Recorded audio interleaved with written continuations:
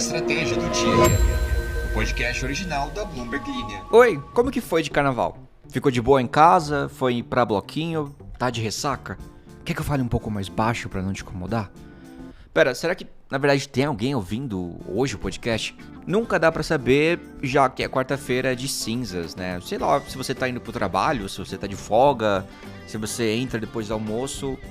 Esse é basicamente o sapatênis dos feriados. Não é uma coisa nem outra, daí fica naquele meio bem bizarro. Então, já que ninguém vai ouvir esse episódio mesmo, hoje eu vou falar sobre filmes dos Oscars. O que achamos de Anora? Será que é tudo isso mesmo? O que a gente achou de Emília Pérez? Será que é tão ruim assim? Olha, na minha opinião, eu esperava menos de Emília Pérez, já que tava todo mundo... Não, pera. A gente tem coisa importante pra falar sobre os temas que a gente geralmente fala. A gente não vai conseguir mudar tanto o tema do podcast hoje. Sim, ele fez de novo. Donald Trump, o presidente dos Estados Unidos e eterno protagonista das maiores tretas diplomáticas do planeta, decidiu cumprir a promessa que vinha ameaçando há anos, que era de basicamente descer a lenha em tarifas de importação contra o Canadá, o México e a China. Olha, e já adianto que não foi pouca coisa, tá? A gente tá falando de taxas que afetam 1,5 trilhão de dólares em produtos por ano. Sim, trilhão, com T. T de Trump. Mas como que funciona essa brincadeira? Bom, basicamente, Trump decidiu que para proteger a indústria americana e criar empregos, valia meter aí 25% de imposto sobre basicamente tudo que entra do Canadá e México e também aumentar para 20% as tarifas sobre produtos chineses. O resultado disso, os outros países não deixaram quieto. Como que isso vai impactar a economia mundial? Bora ver no episódio de hoje. E a noite mais glamourosa de Hollywood aconteceu no último domingo, dia 2, e olha só, a audiência do Oscar subiu um pouquinho. Com um aumento de 1% em relação ao ano passado, 19,7 milhões de pessoas sintonizaram a cerimônia, segundo dados da consultoria Nielsen. Isso significa que a galera tá aficionada por celebridades deslumbrantes, vestidos glamourosos e momentos emocionantes. Mas se você estava pensando que o público ainda era o mesmo de antigamente, com as estrelas do passado dominando a TV, a coisa mudou um pouco, tá? A gente vai falar sobre isso hoje também. Pois é, tamo aí de volta, espero que você tenha aproveitado o feriado de carnaval, espero que você não esteja tão queimado de sol como eu estou, porque dói. E lembrando que você pode seguir a gente, se você entrar no nosso perfil, tem a opção de seguir o nosso podcast para se manter atualizado todos os dias. Então, faça isso. Aproveita esse tempinho aí que a gente não começou ainda. Lembrando que também temos a nossa playlist, a trilha do dia, você encontra ela na descrição do episódio. E não deixe de comentar aqui o que tocou antes do episódio começar pra você, pra gente atualizar essa playlist aí. Vamos lá pro episódio. Vamos começar falando de Donald Trump. O que ele quer com tudo isso que eu comentei no começo? A justificativa de Trump é aquela velha história que a gente conhece, que ele quer criar empregos para os americanos e proteger a indústria dos Estados Unidos. Segundo ele, a solução para a crise econômica é simplesmente aumentar as tarifas e forçar também os outros países a cederem mais. Bom, o presidente acredita que assim ele vai criar mais empregos dentro dos Estados Unidos, principalmente nas indústrias que, segundo ele, estão perdendo espaço por causa das importações mais baratas de outros países. E é claro que para isso entram aí na história novas receitas fiscais. Porque não tem nada melhor do que aumentar os impostos e achar que isso vai resolver todos os problemas do país, não é mesmo? Mas será que isso vai resolver mesmo?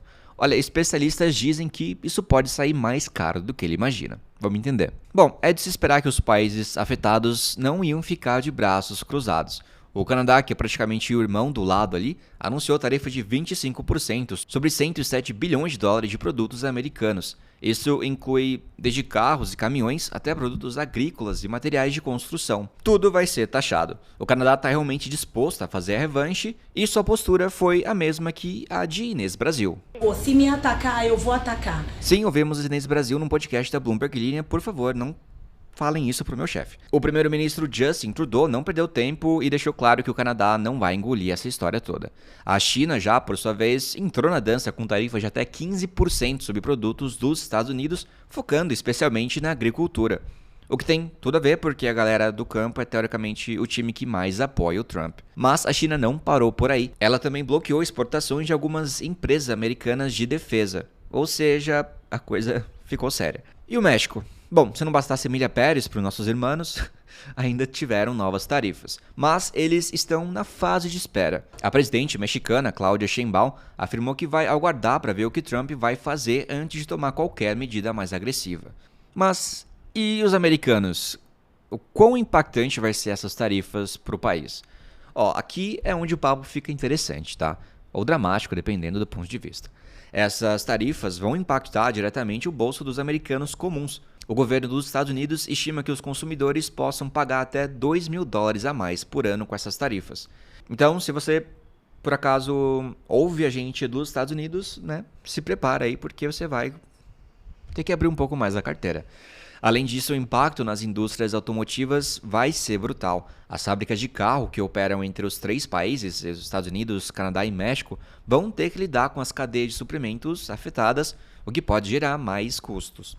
E também produtos farmacêuticos vão ser afetados. Trump vai taxar 25% sobre eles também. Pois é, mas a novela não acaba por aí. Trump avisou que mais tarifas estão a caminho. Ele quer aplicar também taxas sobre produtos da União Europeia e até sobre cobre e madeira. Ele também está de olho em semicondutores e carros, querendo meter aí imposto de 25% sobre isso. E eu repito a minha analogia que deve ser muito bizarro jogar War com Donald Trump.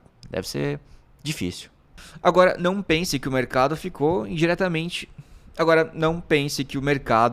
vendo isso e ficou com uma cara neutra. Quando as tarifas entraram em vigor, o mercado financeiro reagiu de uma maneira bastante negativa nos Estados Unidos, com as ações caindo e o preço do petróleo despencando. Em contrapartida, as ações chinesas até subiram, mostrando que o efeito global nem sempre é o que se espera. O Canadá, como eu disse, já está retaliando. A primeira rodada de tarifas sobre 20,6 bilhões de dólares em produtos americanos entra em vigor imediatamente.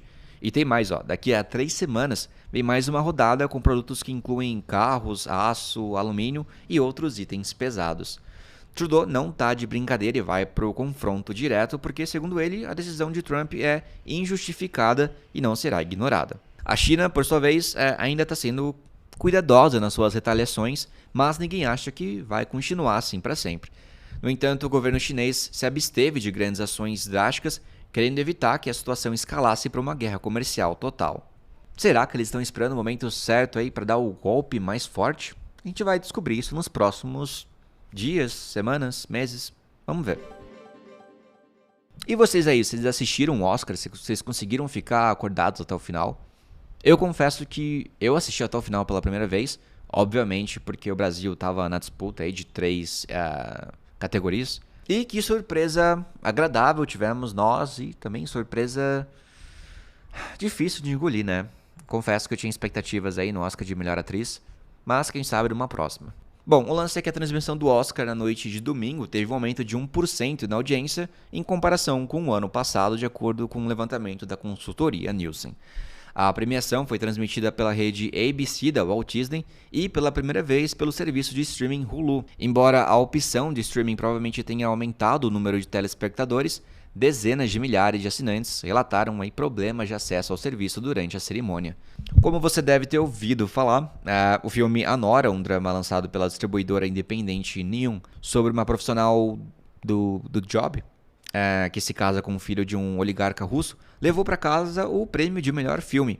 A atriz Mickey Madsen, indicada pela primeira vez ao Oscar, ganhou a estatueta de melhor atriz por seu papel principal nesse filme. Outros filmes lançados em 2024 por selos de arte tiveram sucesso, como o do estúdio independente A24, o do Focus Features do Comcast e o Searchlight Pictures da Disney, todos foram premiados. No ano passado, o filme de Christopher Nolan ganhou os principais prêmios. O título da Universal Pictures arrecadou cerca de $1 bilhão nas bilheterias de todo o mundo. E você já se perguntou quanto que foi o pico de audiência do Oscar? Olha, o pico foi em 1998, quando 55 milhões de pessoas assistiram ao Titanic, que é um dos longas de maior bilheteria de todos os tempos, ganhar o prêmio de melhor filme naquele ano. Já a pior audiência da história foi em 2021, quando a exibição do prêmio atingiu a mínima de 10,4 milhões. Isso durante a pandemia. A Academy of Motion Pictures Arts and Sciences, a Academia de Artes e Ciências Cinematográficas, que organiza a premiação, tentou encontrar maneiras de aumentar o número de espectadores como elevar de 5 para 10 o número de indicados a melhor filme, para que produções mais populares pudessem também concorrer. Os produtores eliminaram as apresentações de cada música indicada para encurtar um pouco o programa, que, mesmo assim, vamos combinar, ficou um pouco longo. A ABC, que transmite o Oscar há quase 50 anos e vai continuar a fazer isso, pelo menos até 2028, entrou em negociações com a academia no ano passado para renovar um acordo que vale mais de 100 milhões de dólares por ano. A janela de negociação exclusiva entre os dois lados expirou sem um novo acordo e a academia manteve conversas informais com novos parceiros em potencial, incluindo a Netflix, isso segundo a Bloomberg News. E bom, eu sou o Alan Blanco, as informações são da Bloomberg News e o episódio foi editado por mim dessa vez. Pois é.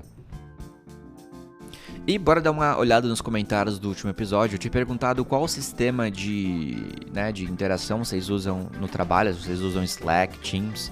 E Carlinho Oliveira diz: oi, eu sim utilizo o Microsoft Teams na empresa e às vezes tenho vontade de deixar sempre no invisível que nem o Messenger. E diz que já usou Skype. Denner Dark diz: nosso querido Skype foi de Americanas. Vamos beber bastante água. É verdade, tem que beber bastante água. Guedes diz: rapaz, esse toque de chamada do Skype me despertou 1 milhão de lembranças. Saudade de chegar da escola, ligar pro amigo no Skype e ficar a tarde inteira jogando Minecraft. Lady Killer 2016 diz: uso o Teams, ele melhorou bastante, mas ainda assim tem espaço para melhorar. Beluna diz que já usou o Slack, mas atualmente usa o Teams e os dois são bons, porém o Slack é mais colorido. Boa métrica de qualidade, gostei. Dauro Freita diz que utiliza o Teams desde o início da pandemia e era ótimo. Faz 1 ano e meio que ele tá cheio de bugs e trava muito. E Bruno Alou diz: primo Alan hoje fazendo uma pontinha como o tio Alan, dando bons conselhos pro carnaval. Por aqui utilizamos o Slack, ele disse. É isso aí, tem que dar bons conselhos. Eu fiquei realmente preocupado com vocês aí, meus estrategias. Então é sempre bom lembrar de vocês tomarem cuidado aí no carnaval.